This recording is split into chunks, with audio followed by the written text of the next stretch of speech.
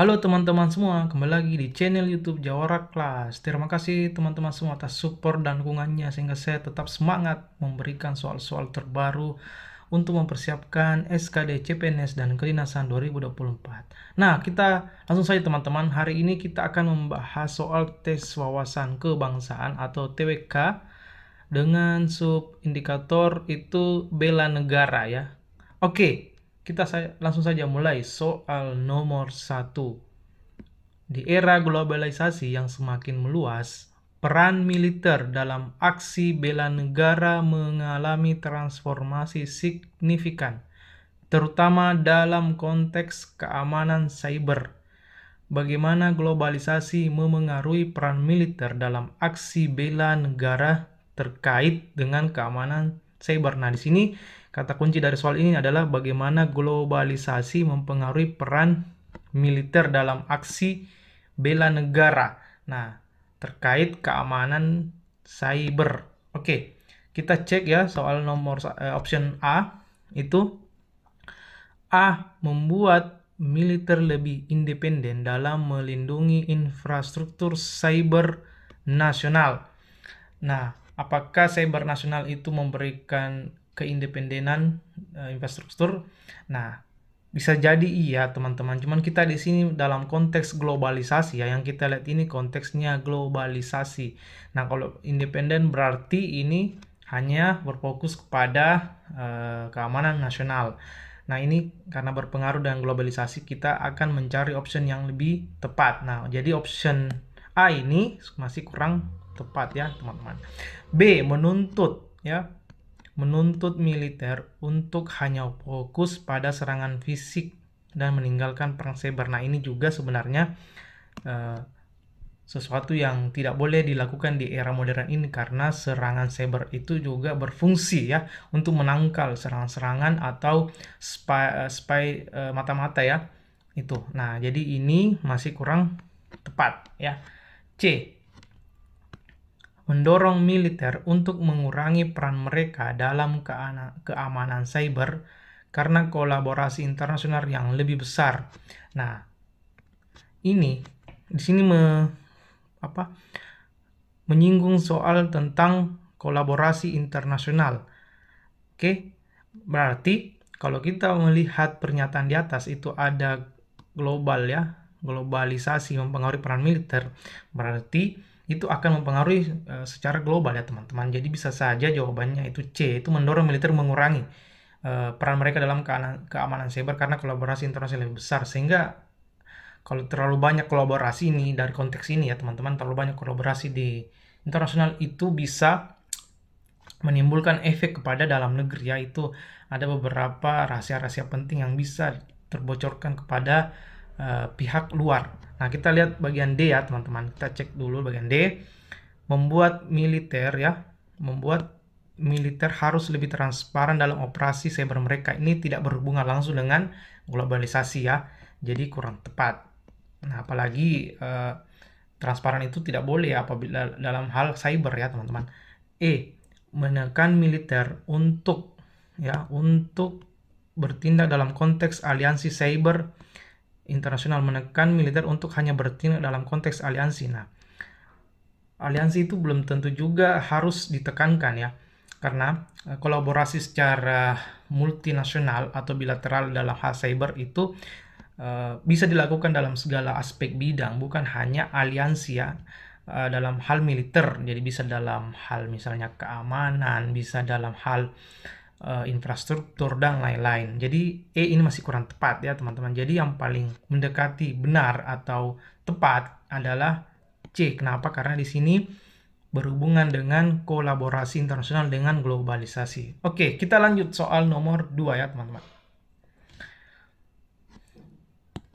Sebuah negara telah memberlakukan wajib militer bagi seluruh warga negaranya.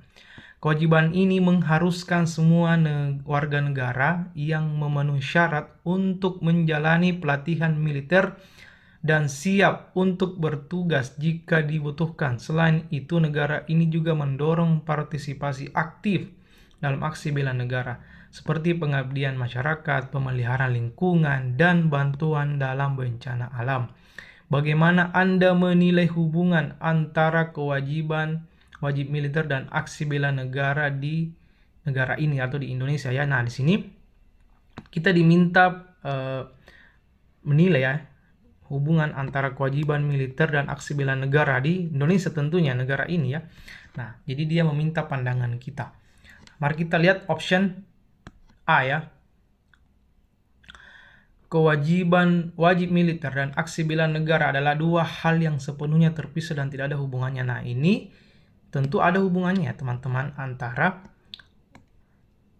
wajib militer dan bela negara, karena dia sama-sama melindungi dan menjaga keamanan ya negara. Kalau di Indonesia berarti di Indonesia teman-teman, jadi masih kurang tepat karena katanya tidak terpisah ya. Nah, kurang tepat.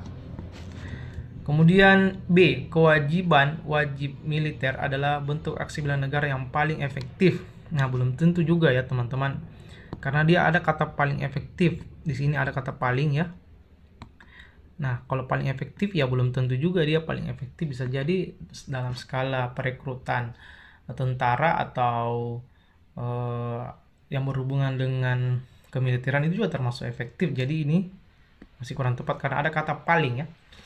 C, aksi bela negara adalah alternatif yang lebih baik daripada kewajiban wajib militer. Nah, ini ada kalimat alternatif yang lebih baik. Nah, kata lebih baik ini dari wajib militer itu belum tentu juga, karena kedua-duanya ini sebenarnya dibutuhkan ya teman-teman. Bukan berarti aksi bela negara itu lebih baik daripada wajib militer, ataupun wajib militer lebih baik daripada aksi bela negara. Jadi ini suatu kalimat yang kurang tepat dalam hal menjaga keamanan dan kesatuan negara. D, kita option D. Kewajiban wajib militer adalah tindakan diskriminatif terhadap warga negara yang lebih memilih berpartisipasi dalam aksi bela negara. Nah, ini ada kata diskriminatif sini yang menjadi dia kalimat negatif. Jadi langsung salah ya teman-teman. Nah, jadi di sini ada kata tindakan diskriminatif, ini kata yang kurang tepat ya. Kata yang kurang tepat teman-teman. Nah, kita masuk ke bagian E atau option E ya teman-teman. Nah, optionnya ini kewajiban wajib militer ya dan aksi ya bela negara ini memiliki tujuan yang sama, yaitu mempertahankan kewajiban keamanan negara. Apakah itu pernyataan yang benar ya teman-teman? Nah, iya. Kenapa? Karena di sini ada memiliki tujuan yang sama ya. Wajib militer dan aksi bela negara memiliki tujuan yang sama, dan itu benar, tepat. Karena kedua-duanya itu memiliki tujuan yang sama, yaitu mempertahankan keamanan negara kita, Indonesia. Oke, kita lanjut ke soal nomor 3 ya teman-teman. Nah, mari kita lihat soal nomor 3 ini. Dalam era modern, peran teknologi semakin penting dalam mendukung aksi bela negara. Teknologi tidak hanya memengaruhi cara kita berkomunikasi, tetapi juga memiliki dampak besar pada upaya bela negara. Dalam konteks ini, jawaban yang paling tepat mengenai peran teknologi dalam mendukung aksi bela negara yang sering terjadi dalam kehidupan sehari-hari adalah, nah mari kita lihat optionnya ya teman-teman. A. Teknologi mengurangi ketergantungan negara pada pasokan senjata asing, meningkatkan kemandirian pertahanan negara. Apakah ini pernyataan yang tepat ya? Karena di sini kita mendukung ya, tidak hanya teknologi mempengaruhi. Nah, di sini ada kata tapi juga upaya dalam bela negara. Jadi peran teknologi ini di era modern ya teman-teman, dalam upaya bela negara. Dalam konteks ini jawaban yang paling tepat mengenai teknologi mendukung aksi bela negara ya. Nah, teknologi mengurangi ketergantungan pada pasukan senjata asing, meningkatkan kemandirian pertahanan negara. Nah, di sini sebenarnya besar juga, tapi bukan berarti kita tidak tergantung sama negara asing ya. Kita tetap membutuhkan bantuan negara asing dalam pasokan senjata, karena hal ini masih sifat teknologi ini kan besar, bukan hanya di militer ya, bisa saja di cyber, bisa saja di infrastruktur dan lain-lain. Jadi pernyataan A ini kurang tepat ya teman-teman. Nah, B ya, teknologi memungkinkan pelatihan yang lebih efektif melalui simulasi perang virtual, meningkatkan keterampilan prajurit. Nah, di sini ada kalimat teknologi memungkinkan pelatihan yang lebih efektif melalui simulasi perang virtual. Nah, ini bisa saja ya teman-teman. Karena dalam teknologi itu tadi bisa juga dalam hal simulasi dalam perang, jadi tidak perlu lagi terlibat di medan asli ya, untuk mengurangi dampak-dampak yang lain. Oke, C.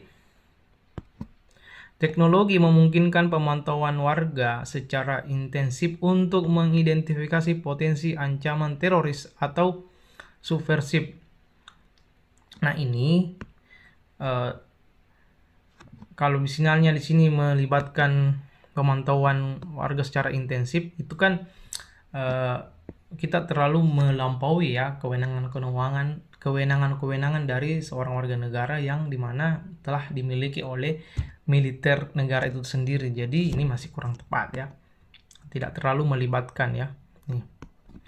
D. Teknologi memungkinkan publik berpartisipasi aktif dalam keamanan negara ya, dengan berbagai informasi di media sosial. Nah, ini pun juga memungkinkan publik berpartisipasi. Jadi mirip dari option C itu, mengharapkan warga atau masyarakat itu bisa berpartisipasi dalam keamanan negara. Nah, padahal keamanan negara ini adalah sifatnya dia secret ya, rahasia teman-teman. Jadi harus betul-betul dijaga kerahasiaannya. Jadi ide ini kurang tepat. E ya, teknologi mengurangi jumlah personil militer yang diperlukan dalam operasi pertahanan, menghemat anggaran pertahanan negara. Nah, ini juga kurang tepat karena walaupun teknologi maju, namanya prajurit itu diperlukan ya dalam mempertahankan keamanan dan pertahanan negara. Jadi yang paling bisa ya benar di option di soal nomor 3 ini option B ya, yaitu bisa dimanfaatkan dalam pelatihan simulasi perang virtual ya. Nah, oke, kita lanjut soal nomor 4. Oke, tetap semangat ya teman-teman. Soalnya agak panjang-panjang karena full penalaran. Jadi teman-teman jangan lupa klik tombol subscribe dan like-nya ya, dan silakan komen ya teman-teman. Oke, kita lanjut nomor 4. Dalam era globalisasi yang semakin terhubung, partisipasi masyarakat dalam aksi bela negara telah menjadi sorotan. Namun terdapat pandangan yang beragam mengenai dampak dan partisipasi ini terhadap kedaulatan negara. Dalam konteks ini, pilihlah pernyataan yang paling mencerminkan dampak negatif. Nah, kita garis bawah ini dampak negatif partisipasi masyarakat dalam aksi bela negara terhadap kedaulatan negara di era globalisasi. Nah, kita langsung fokus saja di situ ya teman-teman, dampak negatif dari aksi bela negara. Mari kita lihat option A. Partisipasi masyarakat dalam aksi bela negara secara konsisten memperkuat kedaulatan negara dengan meningkatkan solidaritas dan persatuan dalam negeri. Nah, ini positif ya. Ini aksi bela negara yang berdampak positif. Nah, kita cari yang berdampak negatif ya, jadi salah. B ya, partisipasi masyarakat dalam aksi bela negara tidak memiliki dampak signifikan ya, dampak signifikan pada kedaulatan negara di era globalisasi. Nah, apakah aksi bela negara ini kita simpan dulu ya, bisa jadi ini juga dampak negatif, tapi harus berkorelasi ya teman-teman ya, harus berkorelasi. Nah, kita simpan dulu bagian B. Kita C lagi, partisipasi masyarakat dalam aksi bela negara hanya berdampak negatif pada hubungan diplomatik dengan negara-negara tetangga. Ini tentu tidak berhubungan ya, aksi bela negara dengan hubungan diplomatik tidak berrelevan ya. Oke. Karena yang satu berhubungan di internal dalam negeri, yang satunya berhubungan dengan hubungan diplomatik dengan negara, tentu tidak berkorelasi atau relevan. Kita lihat option D ya. Partisipasi masyarakat aksi bela negara dapat menghadirkan risiko destabilisasi dalam negeri jika tidak diatur. Nah, ini bisa jadi benar juga ya teman-teman, karena adanya risiko destabilisasi dalam negeri jika tidak diatur. Nah, kita harus mencari option yang betul-betul berhubungan ya. Walaupun semua ada beberapa ya, yang B juga negatif ya, D juga negatif, tapi apakah itu berkorelasi? Nanti kita lihat. Partisipasi masyarakat dalam aksi bela negara hanya relevan untuk negara-negara yang terlibat dalam konflik militer langsung, tidak mempengaruhi kedaulatan negara dalam konteks globalisasi. Nah, tentu ini tidak juga berrelevansi ya, teman-teman.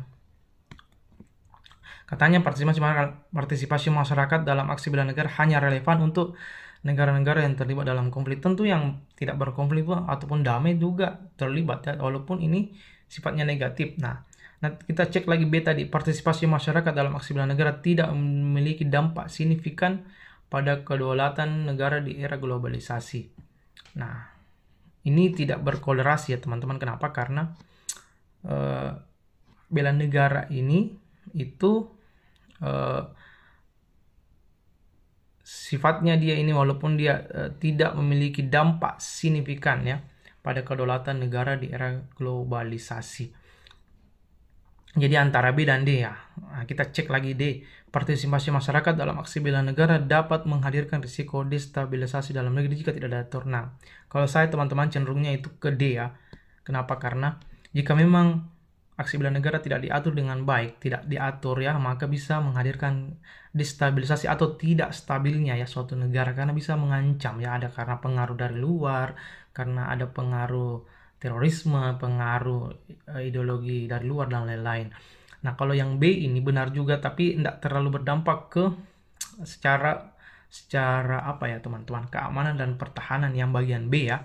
Kalau D ini betul-betul memang berdampak sekali secara kedaulatan, karena di sini ditanyakan adalah kedaulatan ya, kedaulatan. Kalaupun di sini kedaulatan di era globalisasi ini kalimatnya itu tidak memiliki dampak signifikan, artinya tetap berdampak ya teman. Tapi walaupun dia ini tidak berdampak artinya dalam negatif, tapi berdampak ya. Nah, jadi jawaban yang tepat adalah D kalau saya teman-teman. Oke, kita cek nomor 5 lagi, terakhir ya teman-teman. Dalam konteks era globalisasi, partisipasi masyarakat dalam aksi bela negara telah menjadi perdebatan yang signifikan. Terdapat pandangan yang berbeda mengenai dampak dan partisipasi ini terhadap kedaulatan negara. Namun, sebagian besar ahli sepakat bahwa partisipasi masyarakat dapat memiliki dampak positif yang kuat terhadap kedaulatan negara. Dalam konteks ini, pilihlah pernyataan yang paling mencerminkan dampak positif partisipasi masyarakat dalam aksi bela negara terhadap kedaulatan negara di era globalisasi. Nah, kita langsung garis bawah ya, dampak dampak positif partisipasi masyarakat dalam aksi bela negara terhadap kedaulatan negara di era globalisasi. Langsung saja kita cari dampak positifnya. Tadi dampak negatif, sekarang dampak positif. Kita cek ya. A. Partisipasi masyarakat dalam aksi bela negara dapat melemahkan kedaulatan negara karena melibatkan banyak pihak asing dalam masalah internal. Ini sudah salah karena ini adalah dampak negatif ya. Sekarang bagian B ya teman-teman. Nah, bagian B ini partisipasi masyarakat dalam aksi bela negara tidak memiliki dampak signifikan pada kedaulatan negara di era globalisasi. Nah, ini sama tadi, masih kurang tepat karena tidak terlalu menjelaskan secara lebih rinci ya. Nah, kita lihat lagi bagian C ya teman-teman. Partisipasi masyarakat dalam aksi bela negara dapat memperkuat kedaulatan negara dengan menggalang dukungan internasional untuk melindungi kepentingan nasional. Nah, ini yang benar ya teman-teman, karena tentu akan memperkuat kedaulatan negara kita kalau misalnya aksi bela negara itu. D ya, kita cek lagi D. Partisipasi masyarakat dalam aksi bela negara hanya relevan dalam konflik militer tradisional, tidak terkait dengan kedaulatan negara di era globalisasi. Tentu salah ya teman-teman, katanya tidak relevan ya, katanya hanya relevan dalam konflik militer tradisional, salah. Kemudian E. Partisipasi masyarakat dalam aksi bela negara hanya relevan untuk negara-negara yang memiliki sumber daya alam yang melimpah, tidak berlaku pada negara-negara yang ekonominya beragam. Nah, ini tentu salah ya. Tentu semua negara itu berhak melakukan aksi bela negara, bukan hanya yang memiliki sumber daya alam yang melimpah, tetapi semua negara ya teman-teman. Oke, jadi jawabannya bagian C adalah bagian soal nomor 5 adalah C ya teman-teman. Nah, oke, untuk sekian soal TWK ya untuk CPNS dan kedinasan. Sampai ketemu di part-part berikutnya ya. Jangan lupa follow atau subscribe ya teman-teman. Terima kasih.